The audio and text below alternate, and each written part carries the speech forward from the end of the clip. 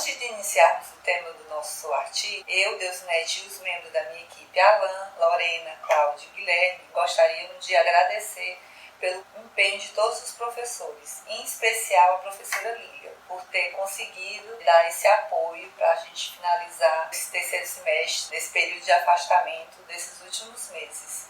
Muito obrigada a todos. Então, gente, nós como estudantes de engenharia civil, tentando buscar algo que fosse envolvido na nossa área de construção civil. E nós escolhemos o padrão de construção Minha Casa Minha Vida, que hoje está sendo oferecido pelo governo, com um financiamento muito atrativo. E nós percebemos que hoje está sendo utilizado muito paredes de concreto nessas construções, substituindo a alvenaria de bloco cerâmico como um bloco de concreto. E o intuito do nosso artigo foi justamente fazer a análise do desempenho térmico da parede de concreto, querendo fazer comparativos com outros métodos construtivos, a alvenaria de bloco cerâmico e a alvenaria de bloco de concreto. E para isso nós escolhemos a plataforma BIM, que hoje está sendo muito utilizado para quantitativo, para acompanhamento de reformas elétricas, hidráulica. É um método que está sendo aplicado na nossa área. Uma das preocupações básicas que os engenheiros civis têm, arquitetos, justamente ao projetar essas edificações,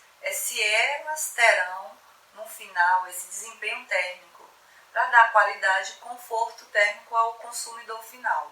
E com o decorrer da apresentação, nós iremos apresentar a análise do desempenho térmico. Oi pessoal, meu nome é Guilherme e eu vim citar alguns pontos que serviram como referência para o nosso projeto. O primeiro deles é de suma importância, que são as NBRs, ou seja, normas técnicas. A primeira NBR que a gente utilizou foi a NBR 15.535, que é a NBR de desempenho geral para edificações habitacionais. Ela apresenta alguns pontos importantes da obra para o consumidor, como por exemplo o conforto, a segurança estrutural e contra incêndios, acessibilidade. A outra norma foi a NBR 15.220, que é uma norma específica para o desempenho térmico. Dela foram retiradas algumas informações.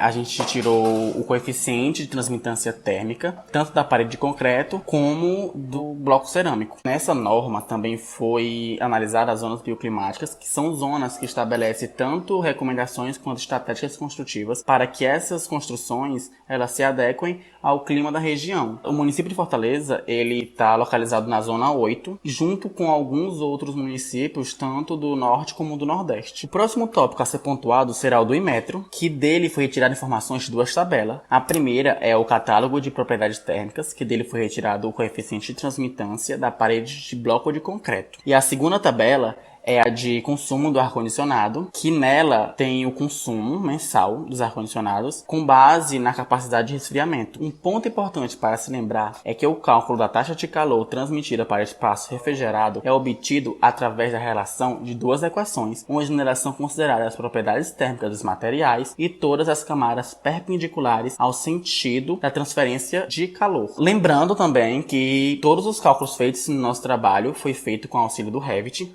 que será explorado pelo próximo membro. Bom pessoal, meu nome é Cláudio e eu vou apresentar para vocês qual foi a nossa metodologia, qual foi o passo a passo que a gente utilizou para a gente conseguir extrair as informações dos dados de desempenho térmico das paredes de concreto em relação aos demais métodos construtivos. Primeiramente a gente fez a modelagem das informações de projeto de um empreendimento padrão Minha Casa Minha Vida no software BIM, Revit. A gente fez a inserção das informações dos espaços, né? Quarto, cozinha, sala. A gente localizou a edificação numa região aqui de Fortaleza para pegar as regiões climáticas, identificar o clima daqui. A partir de tudo isso, o software gera para a gente as cargas de resfriamento calculadas de cada ambiente. A gente exporta essas cargas para o Excel, consegue fazer uma tabela de cargas de resfriamento calculado. E aí a gente vai fazer toda a análise por pavimento, por localização do apartamento, que é o que vocês vão conferir mais à frente. Agora eu vou mostrar para vocês como foi feita a nossa modelagem. Bom, como eu havia falado, da base para a nossa modelagem foram os projetos executivos de um empreendimento padrão Minha Casa Minha Vida, que no caso é esse daqui. A gente tem a forma do radier, projeto de forma para o primeiro pavimento, para o pavimento tipo e para a platibanda aqui. Na parte da arquitetura, a gente trabalhou com cortes, plantas, mas principalmente duas, que é essa planta aqui do térreo. A variação, onde eu estava falando dos apartamentos PCD, é esse daqui, ó. Você pode ver que o banheiro ele é adaptado, só tem um quarto, mas a área permanece a mesma. Então não vai influenciar muito no nosso cálculo de desempenho térmico, né, que vai considerar a área dos ambientes. Em relação à maior variação, ocorre nesse apartamento do canto, por conta que ele tem 2 banheiros. Mas como os banheiros vão ser resfriados naturalmente, eles não vão entrar no cálculo da carga térmica térmica de resfriamento. Vai ser levado em consideração somente quarto 1, quarto 2, cozinha e sala. Pronto, pessoal, agora todas as informações daqueles projetos foram organizadas aqui dentro do Revit. Aqui embaixo a gente pode ver o pavimento térreo. Tem essa variação do apartamento PCD, ó. Banheiro, ele só tem um quarto. O restante dos apartamentos todos tem 2 quartos e o do canto com 2 banheiros. Aí aqui é o segundo pavimento, ó, que já segue que nem os demais, sem o apartamento PCD. Aí aqui a gente tem a visão geral da modelagem, ó, como foi que o modelo ficou aqui, depois de todas as informações inseridas. Aqui a gente pode ver o pavimento tipo, tem um recorte aqui na altura das esquadrias, para a gente poder ver por dentro. E aqui o pavimento térreo. Pronto.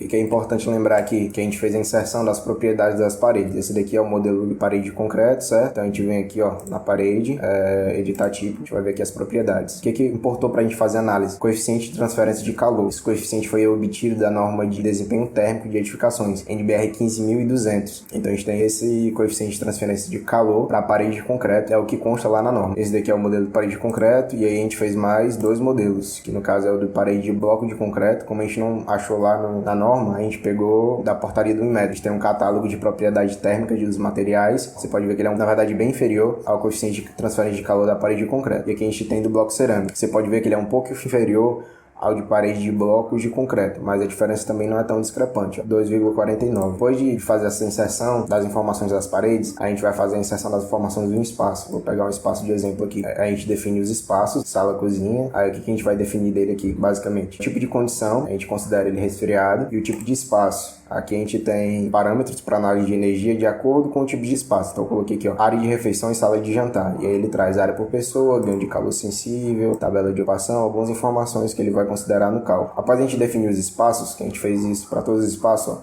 você pode ver que aqui no banheiro, em tipo de condição, ó, somente ventilação natural. Então ele não vai considerar nos cálculos de resfriamento. Aí depois disso a gente faz agrupamento dos espaços em zonas. No caso aqui a gente divide por zonas os apartamentos. Ó. Então a gente tem a zona desse apartamento aqui, ó, é o apartamento 104, ok? A partir disso a gente vem aqui na aba analisar, que em carga de resfriamento e aquecimento. Aqui a gente pode ver a quantidade total de espaços, né?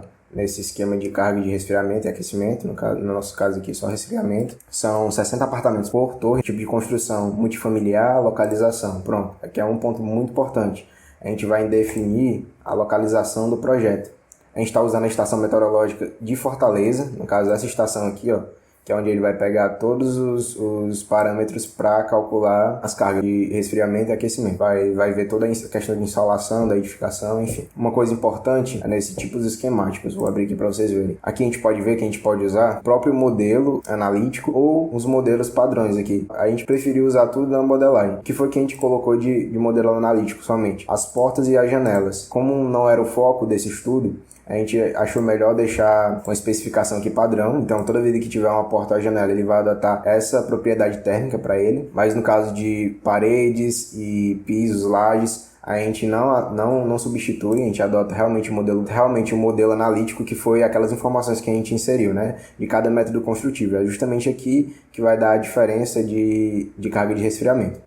Se a gente vier aqui em detalhes, a gente consegue ver as regiões, todas as regiões que a gente denominou, do apartamento 101 ao 502. Vamos abrir aqui o apartamento 101, todos os espaços. Eu quero ver um espaço dentro do apartamento 101, quarto 1, banheiro 1, sala. Você consegue analisar os espaços separadamente por aqui. Depois de fazer tudo isso, clica aqui em calcular, e aí ele vai gerar as cargas de resfriamento e aquecimento. No caso a gente vai usar só resfriamento, como eu já tinha falado. Com as cargas calculadas, eu já elaborei essas tabelas aqui de espaço e de zona, onde a gente vai pegar algumas informações para trabalhar. Tem o nível, nome do espaço, a zona, tipo de espaço, se é banheiro, quarto de dormir, tipo de condição, enfim, altura, que influenciou aí no cálculo do volume, na massa de ar, né, que vai ser resfriada, cálculo de ganho de calor total e a carga de resfriamento. Também faz essa tabela aqui de zona, nível, apartamento. Aí nessa tabela de zona eu vou dizer se apartamento tá a sul, tá a norte, tá a nordeste do projeto, porque isso daí também vai influenciar na carga de resfriamento. Em relação à modelagem e as informações inseridas no BIM, é basicamente isso. A gente vai levar essas tabelas para o Excel, tratar e exibir os resultados para vocês. Bom, meu nome é Alan e eu irei apresentar os resultados da nossa pesquisa.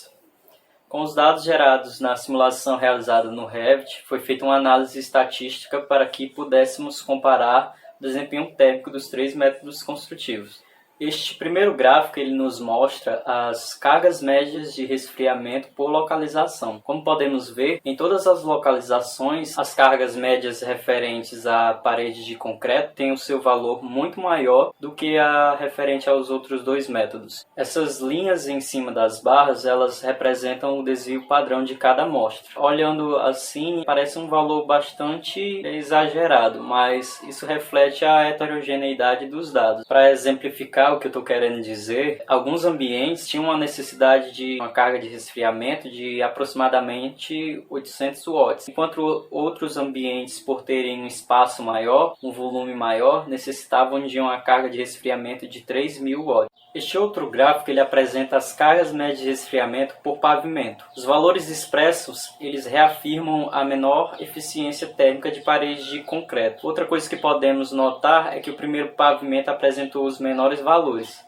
o que se justifica por ele estar em contato com o solo, que é mais estável termicamente. Este último gráfico ele nos mostra o custo de energia elétrica mensal que se teria na edificação. Para quantificar esse custo, a gente tomou como base a tabela que é disponibilizada pelo Inmetro, onde tem consumo de energia e alguns tipos de ar-condicionado. E aí adotamos o valor do quilowatt-hora que é adotado no estado do Ceará, que é R$ 0,492, se eu não me engano. E consideramos que o ar-condicionado funcionaria 8 horas por dia durante os 7 dias da semana. Não foi contabilizado a utilização de ar-condicionados nos banheiros, obviamente. Não é surpresa que a edificação, quando construída com paredes de concreto, apresentasse o maior custo de energia elétrica, visto os dados que os gráficos anteriores nos trouxeram. Olá, meu nome é Lorena Evelyn. Bom, levando em consideração tudo que já foi exposto, é possível notar a diferença entre parede de concreto, bloco cerâmico e bloco de concreto. Ainda é possível ver a diferença que existe entre o desempenho térmico de bloco de cerâmico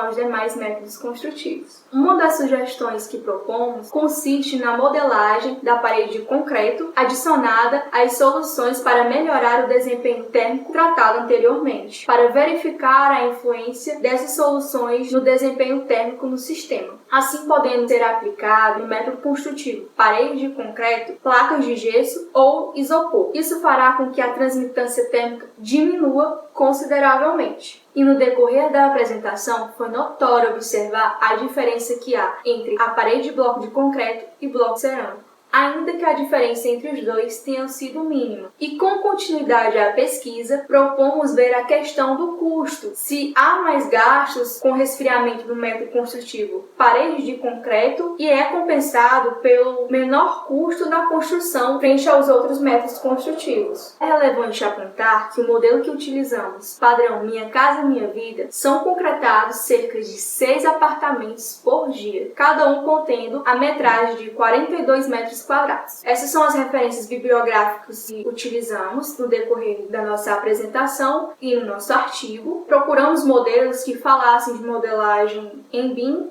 em relação aos confortos térmicos. Então, pessoal, encerramos por aqui e gostaria de agradecer a atenção de todos.